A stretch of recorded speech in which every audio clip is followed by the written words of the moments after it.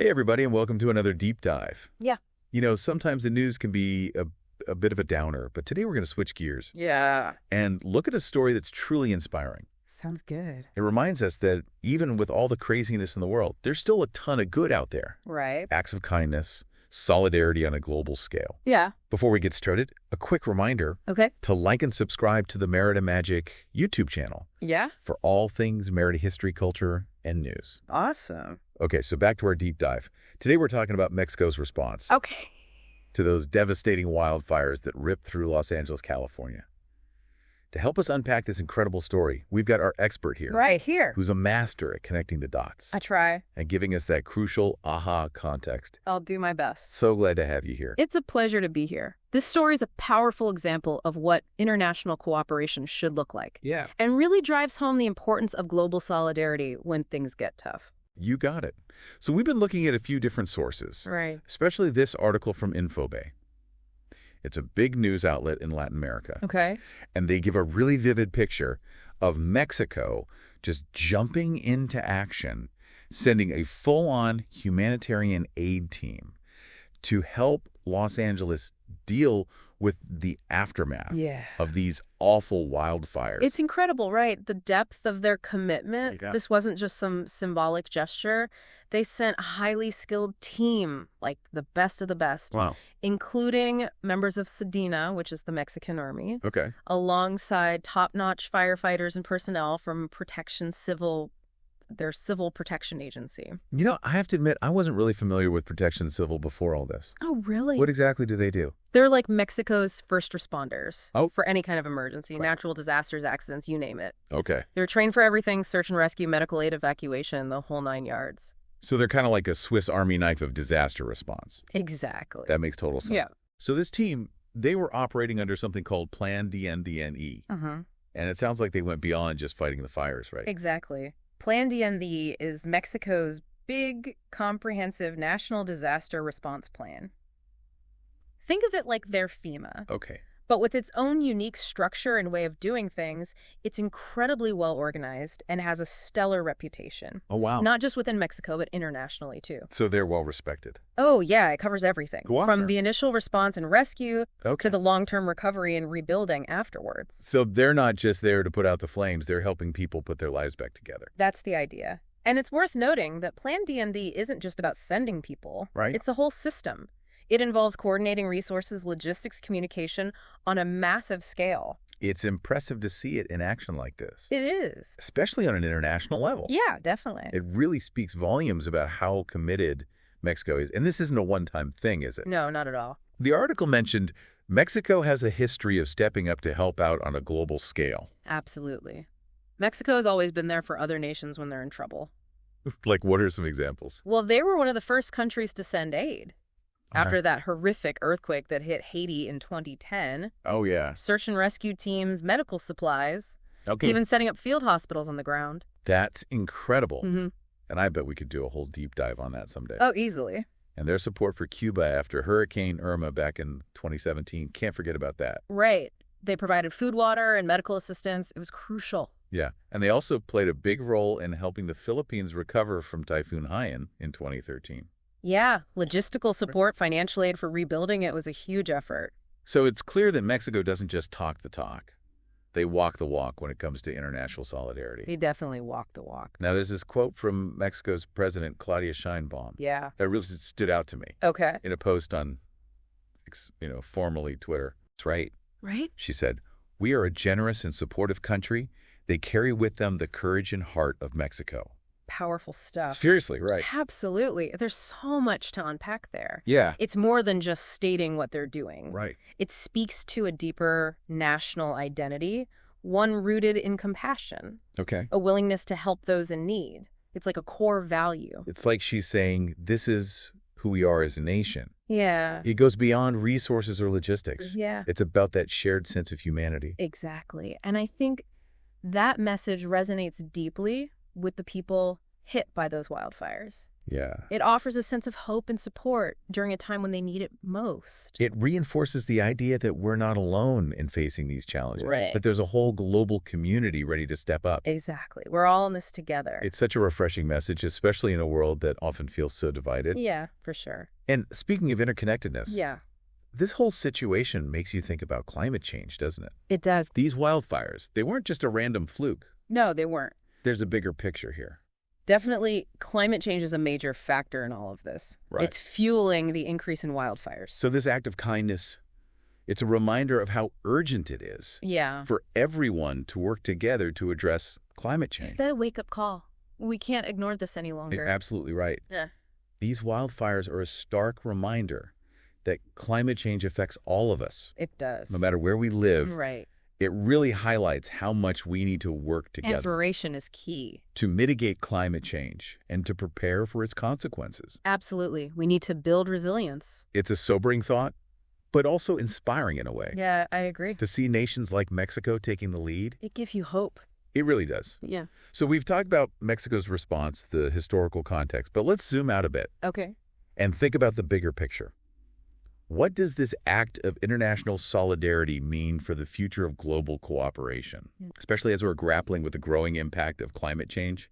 That's the million-dollar question. Right. And I'm ready to dive into it. There's so much to uncover, Let's do it. from the practical side of things to the ethical considerations. It's going to be fascinating. I think so too. It really gets you thinking, this goes beyond the headlines, you know? Yeah. It shows a deeper human connection. Absolutely. Okay, so we've talked about the who and the what. Mexico sending aid to California. Right. We touched on the how with Plan to end the E. But let's dig a little deeper into the why. Okay. We've mentioned solidarity, this idea of shared humanity. Yeah. But is there more to it than that? There's always more to the story, isn't there? On a practical level, you have to remember that Mexico and the U.S. share a really long border. Right. What impacts one side often impacts the other. Yeah, that makes sense. Environmental issues, economic ties, even disaster response, they're all connected. It's like a web.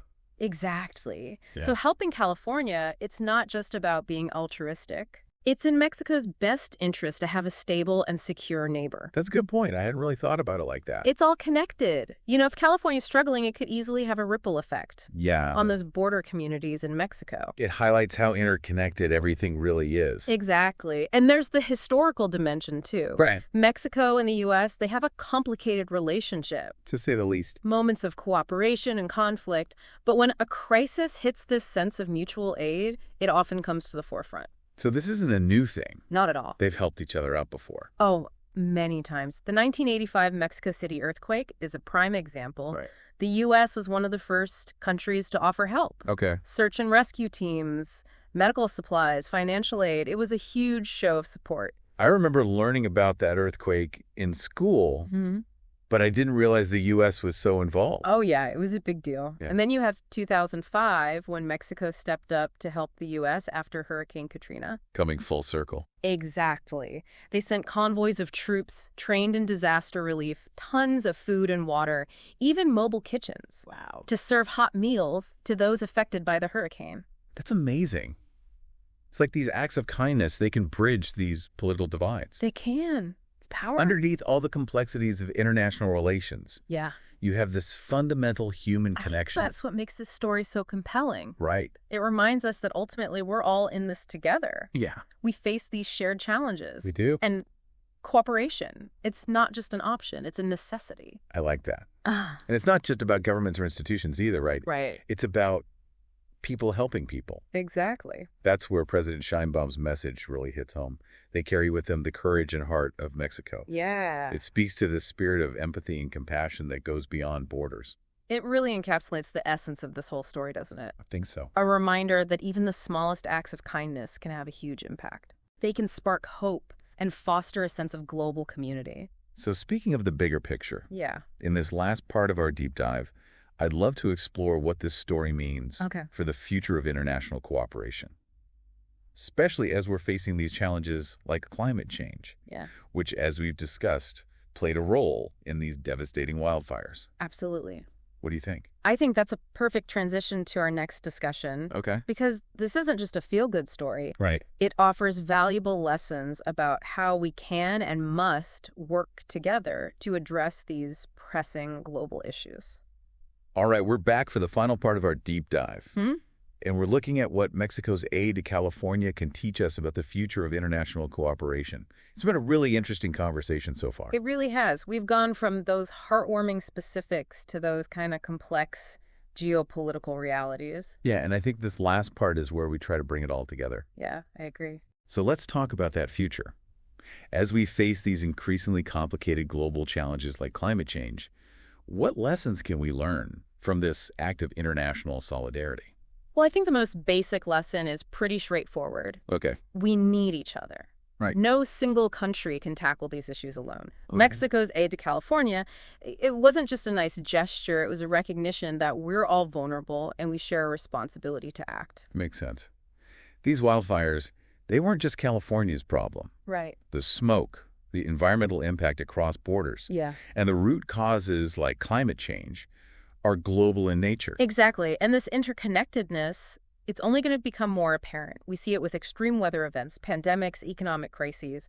They don't respect national boundaries. So what does this mean for the future of international cooperation? Do we need more treaties, more organizations? What's the path forward? I think it goes beyond those formal structures. Of course, they're important, but what this story really highlights is the power of human connection and shared values. Mexico's response wasn't just about fulfilling an obligation. It was about empathy, compassion. It was about recognizing our shared humanity. It's like that saying, be a good neighbor, but on a global scale. Exactly. And that sense of global citizenship, I think that's what's going to drive real change. Okay. It's about seeing ourselves as part of this larger human community, recognizing our well-being is all tied together and acting accordingly. That's a powerful message. So beyond this idea of global citizenship, are there any practical things we can do to strengthen international cooperation? Well, one area where we're seeing progress is in disaster preparedness and response. Sharing knowledge, resources, and technology can be incredibly effective. So things like early warning systems, coordinated relief efforts, Yeah. even sharing expertise on things like firefighting techniques, all that can make a huge difference. Absolutely. And there's also a growing understanding of how important it is to invest in resilience, not just reacting to crises. This means tackling the root causes of problems like climate change, Right. building stronger infrastructure, empowering communities to prepare for and adapt to these changing conditions. So there's a lot of work to be done, but it sounds like there's also a lot of potential for positive change. There is. And stories like Mexico's aid to California, they give us a roadmap. They do. They show us that even with these big challenges, cooperation and compassion can lead the way forward. Couldn't agree more. These stories remind us that we're not powerless, that even small acts of kindness and solidarity can make a difference, can create a more just and sustainable world for everyone. Well said. I think it's time to wrap up our deep dive. I want to thank you for sharing your incredible insights. My pleasure. It's given us a lot to think about, I hope so. and I hope a renewed sense of hope for the future. Me too. And to our listeners, thanks for joining us on this journey. We hope this deep dive has sparked some new ideas, maybe inspired you to think about the role we all play in creating a more cooperative and compassionate world. And for more inspiring stories and insights, don't forget to check out the Merida Magic YouTube channel for history, culture, and news from beautiful Merida, Mexico. Until next time, keep exploring, keep learning, and keep believing in the power of human connection.